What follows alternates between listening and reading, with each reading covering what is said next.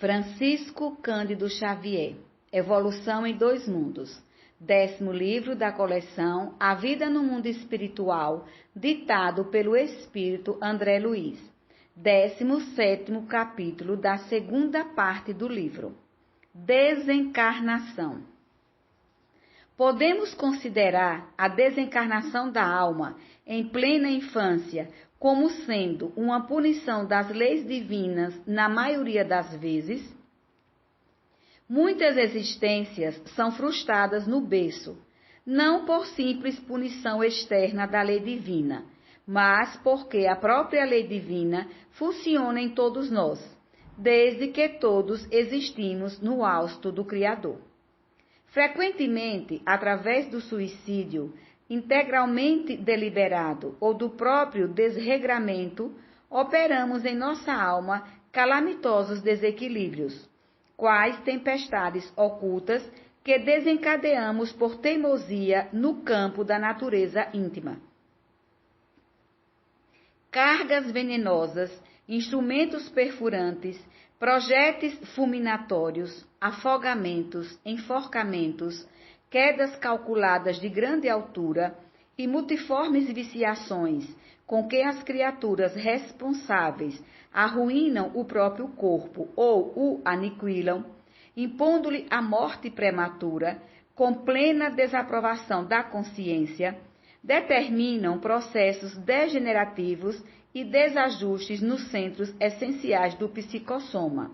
notadamente naqueles que governam o córtex encefálico, as glândulas de secreção interna, a organização emotiva e o sistema hematopoético.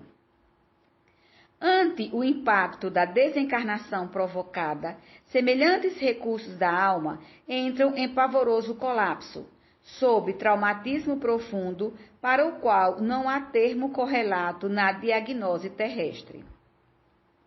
Indescritíveis flagelações que vão da inconsciência descontínua à loucura completa senhoreiam essas mentes torturadas por tempo variável conforme as atenuantes e agravantes da culpa, induzindo as autoridades superiores a reinterná-las no plano carnal, quais enfermos graves, em celas físicas de breve duração, para que se reabilitem gradativamente com a justa cooperação dos espíritos reencarnados, cujos débitos com eles se afinem. Eis porque um golpe suicida no coração, acompanhado pelo remorso, causará comumente diátese hemorrágica, com perda considerável da protrombina do sangue, naqueles que renascem para tratamento de recuperação do corpo espiritual em distonia. O autoenvenenamento ocasionará, nas mesmas condições deploráveis, desarmonia nas regiões psicossomáticas correspondentes à medula vermelha, conturbando o nascimento das hemácias, tanto em sua evolução intravascular, dentro dos sinusoides, como também na sua constituição extravascular no retículo, gerando as distrofias congênitas do eritrônio com hemopatias diversas. Os afogamentos e enforcamentos em entidade de circunstâncias impõem naqueles que os provocam os fenômenos da incompatibilidade materno-fetal, em que os chamados fatores RH, de modo geral, após a primeira gestação, permitem que a hemolicina alcance a fronteira placentária, sintonizando-se com a posição mórbida da entidade reencarnante, a se externarem na eritroblastose fetal em suas variadas expressões. E o voluntário esfacelamento do crânio, a queda procurada de grande altura e as viciações do sentimento e do raciocínio estabelecem no veículo espiritual múltiplas ocorrências de arritmia cerebral, a se revelarem nos doentes renascituros, através da eclâmpsia, e da tetania dos lactentes, da hidrocefalia, da encefalite letárgica, das encefalopatias crônicas, da psicose epilética, da idiotia, do mongolismo e de várias morboses oriundas da insuficiência glandular.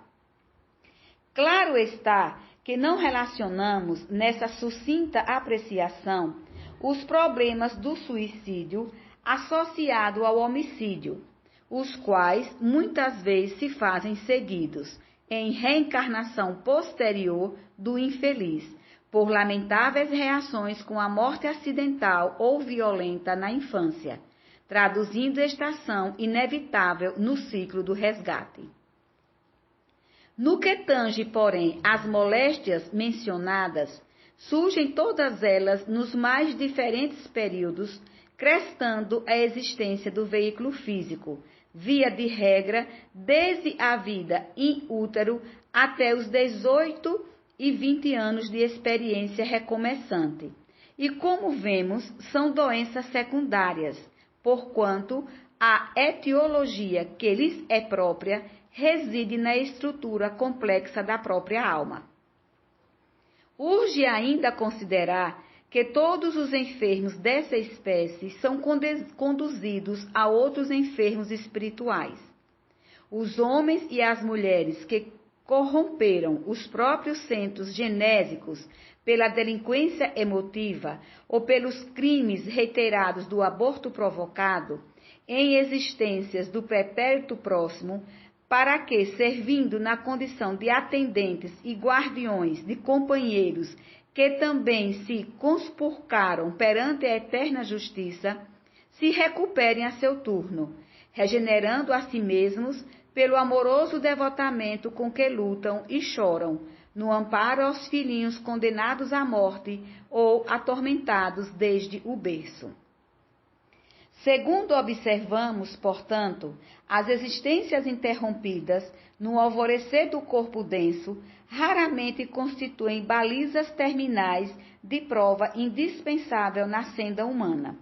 porque, na maioria dos sucessos em que se evidenciam, representam cursos rápidos de socorro ou tratamento do corpo espiritual desequilibrado por nossos próprios excessos e inconsequências, compelindo-nos a reconhecer com o apóstolo Paulo, nota do autor, Coríntios, capítulo 6, versículo 19 e 20,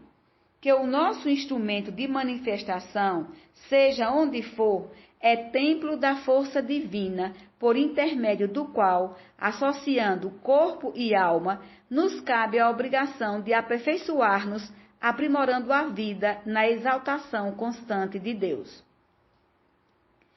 Há casos de desencarnação, estando o espírito desdobrado, por exemplo, nas zonas umbralinas e o corpo em estado comatoso?